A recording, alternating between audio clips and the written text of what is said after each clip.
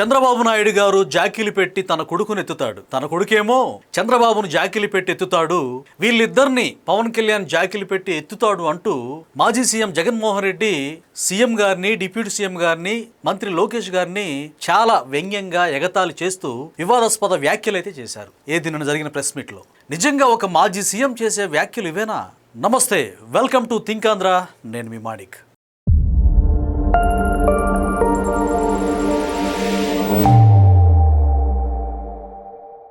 జగన్ గారు రాజకీయాల్లోకి వచ్చాక ఒక వింతైన విచిత్రమైన పదప్రయోగాలు చాలా జరిగాయి. దాంట్లో ఎక్స్పర్ట్స్ కూడా ఉన్నారు. వాళ్ళు కొడాలి నాని కావచ్చు, లేకపోతే పేరు నాని కావచ్చు, అంబటి రాంబాబు, ఇలా లిస్ట్ అయితే ఉందన్నమాట. అయితే ఇప్పుడు ఈ జాకీలు వేసి లేపడం అనే పదం బాగా ట్రెండ్ అవుతుంది, అందరికీ వినిపిస్తూ ఉంది. అసలు ఈ జాకీలు వేయడం అంటే ఏంటి? నిజంగా జాకీ అంటే ఏంటి? ఒక వాహనం టైర్ పంచర్ అయినప్పుడు లేదా అది కదలలేని స్థితిలో ఉన్నప్పుడు దాన్ని బలవంతంగా పైకి లేపడానికి మనం వాడే పరికరాన్నే జాకీ అని అంటాం. ఇది అందరికీ తెలిసిన విషయమే. ఇప్పుడు రాజకీయాల్లో కూడా ఒక నాయకుడు తన ఇమేజ్ పడిపోతున్నప్పుడు, తన గ్రాఫ్ పడిపోతున్నప్పుడు కప్పిపుచ్చుకోవడానికి ఏదైతే కొంచెం ఆ డ్యామేజ్ జరగకుండా, ఎక్కువ జరగకుండా ప్లాన్ చేస్తారో అందుకోసం ఒక కృత్రిమ ప్రయత్నాలనే మనం రాజకీయ జాకీలు అనొచ్చు. వాస్తవానికి ఇప్పుడు ఏం జరుగుతుంది? ఇప్పుడు ఏపీ రాజకీయాల నేపథ్యంలో ఈ అంశాన్ని మనం పూర్తిగా లోతుగా క్రిస్టల్ క్లియర్గా విశ్లేషించుకునే ప్రయత్నం అయితే చేద్దామండి. తర్వాత మీ అభిప్రాయాలు కూడా కామెంట్ రూపంలో తెలియజేయండి. ఇక ఆలస్యం చేయకుండా కంటెంట్లోకి వెళ్ళిపోదాం. ప్రజాస్వామ్యంలో నాయకుడికి ప్రజల మద్దతు సహజంగా ఉండాలి. కానీ వైసీపీ హయాంలో అసెంబ్లీ వేదికగా సొంత పార్టీ నేతలతో నువ్వు అనుకుంటే అయిద్ది స్వామి, జగన్ గారు నువ్వు అనుకుంటే ఏదైనా సాధ్యం, నువ్వు మా దొరవి అన్నట్టు కలేజీ సినిమాలో మహేష్ బాబుని లేపినట్టు అసెంబ్లీ సాక్షిగా ముఖ్యమంత్రి హోదాలో ఆయన ఉంటే వాళ్ళతో అప్పటి ఎమ్మెల్యేలతో పొగిడించుకుంటూ ముసి నవ్వులు, అసలు ఆ నవ్వులు మామూలు నవ్వులు కాదు, ఆ విధంగా నవ్వుకుంటా జగన్మోహన్ రెడ్డిని పొగుడుతూ ఉంటే ఈయన పరవశించిపోయేవాడు. ఇక కొంతమంది అయితే పాదాభివందనం కూడా చేసేవాళ్ళు ఈయనకి. అంటే ఒక కొత్త దేవుళ్లాగా అవతరించి తనను తాను ఒక దైవ సమానుడిగా క్రియేట్ చేసుకునే ప్రయత్నం అయితే చేశారు. అయితే ఇంకా ఏమన్నారు అనుకున్నారు? ఆయన మనసు వెన్న అని ఆయన చెప్పించుకోవడం ఏ రకమైన సంస్కృతి ఇది? అసలు తనను తాను దైవ సమానుడిగా చిత్రీకరించుకోవడానికి సొంత నాయకులతో భజన చేయించుకోవడం అనేది ఇమేజ్ని బలవంతంగా కావాలని పెంచుకోవడం కాదంటారా? జాకీలు పెట్టి లేపించుకోవడం కాదా ఇది?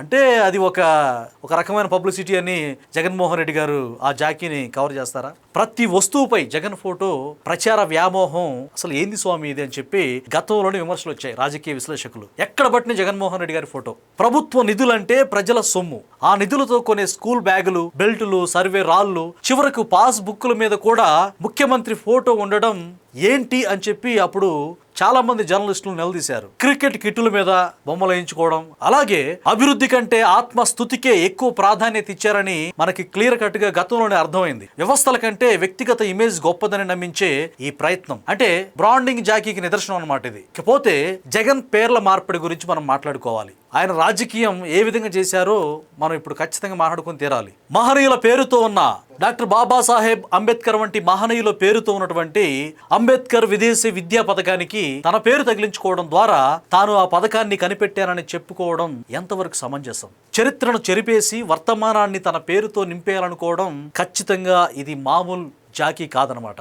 ఇది క్రెడిట్ జాకీ అన్నమాట. ఇది జగన్ కృత్రిమ అభివృద్ధి చిత్రణ గురించి కూడా మనం ఇప్పుడు మాట్లాడుకొని తీరాలి. స్కూల్ పిల్లలతో ఇంగ్లీష్ పదాలు పట్టించి వారిని మీడియా ముందు ప్రదర్శించడం ద్వారా విద్యా వ్యవస్థలో జగన్మోహన్ రెడ్డి అసలు ఒక విప్లవాత్మకమైన మార్పు తీసుకొచ్చారు, ఆయన విద్యకి పెద్దపీట వేశారని నమ్మించే ప్రయత్నం జరిగింది. నిజమైన విద్యాభివృద్ధి అంటే గణాంకాలు అలాగే నాణ్యతలో ఉండాలి, కానీ ఇలాంటి ప్రదర్శనలో కాదు అనేది వాస్తవం. ఇది ప్రజల కళ్ళకు గంతలు కట్టి ప్రచారం చేసుకునే జాకీ అని చెప్పొచ్చు. రాజకీయాల్లో నైతికత చాలా ముఖ్యం. విలువలు ఉండాలి, విశ్వసనీయత ఉండాలి. జగన్ గారు బాగా వాడుతారు కదా విలువలు, విశ్వసనీయత, క్రెడిబిలిటీ, ఈ పదాలు మీరు బాగా వాడుతారు. సొంత కుటుంబ సభ్యులను, బాబాయ్ మరణం వంటి సున్నితమైన అంశాలను రాజకీయ లబ్ధి కోసం వాడుకోవడం లేదా సోషల్ మీడియాలో వారిపై విమర్శలు చేయించడం అనేది అత్యంత దురదృష్టకరమైన అంశం. అది చాలా నీచ రాజకీయం. అది ఇక్కడ ఒక మాట చెప్పాలి.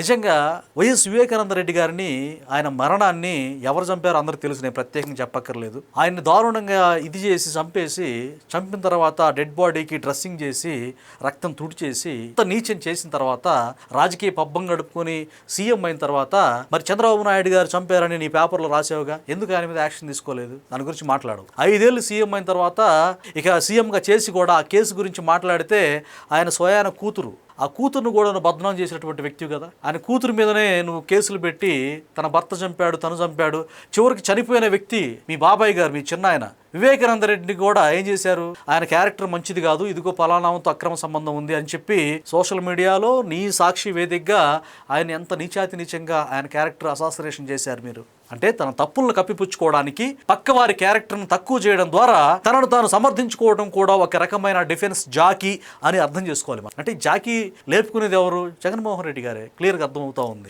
వాళ్ళు గూగుల్ డేటా సెంటర్ అని, ఉద్యోగ కల్పనని, 20 లక్షల ఉద్యోగం టార్గెట్ పెట్టుకొని యువతకు ఉద్యోగాలు కల్పిస్తూ అలాగే అభివృద్ధి కోసం పరితపిస్తూ ఉంటే వాళ్ళని లేనిపోని విమర్శలు చేస్తూ ఇప్పుడు నేను వాళ్ళని వెనకేసుకు రావట్లా. కాకపోతే జగన్మోహన్ రెడ్డి గారు అన్నెసెసరీ ప్రాపగాండా చేయడం వల్ల దాన్ని ఖండించాలి, వాస్తవం ప్రజలకు తెలియాలి అనే ఉద్దేశంతోనే ఈ వాస్తవాలను మీకు తెలియజేసే ప్రయత్నం అయితే నేను చేస్తా ఉన్నాను. అసలు అభివృద్ధి క్రెడిట్ మరియు వాస్తవాలు అనేది ఏంటి? నిజానికి గత ప్రభుత్వాలు చేసిన పనులను లేదా ఇతర సంస్థలు తీసుకొచ్చిన పెట్టుబడులను తమ ఖాతాలో వేసుకోవడం ఎంతవరకు కరెక్ట్ జగన్ గారు? సరే, క్రెడిట్ చోరీ రాజకీయమే చేసాం అనుకుందాం, అయినా పచ్చి అబద్ధాలతో ప్రచారం చేయడం సరికాదు కదా. గూగుల్ వంటి సంస్థల విషయంలో జరుగుతున్న చర్చ దీనికి ఉదాహరణ.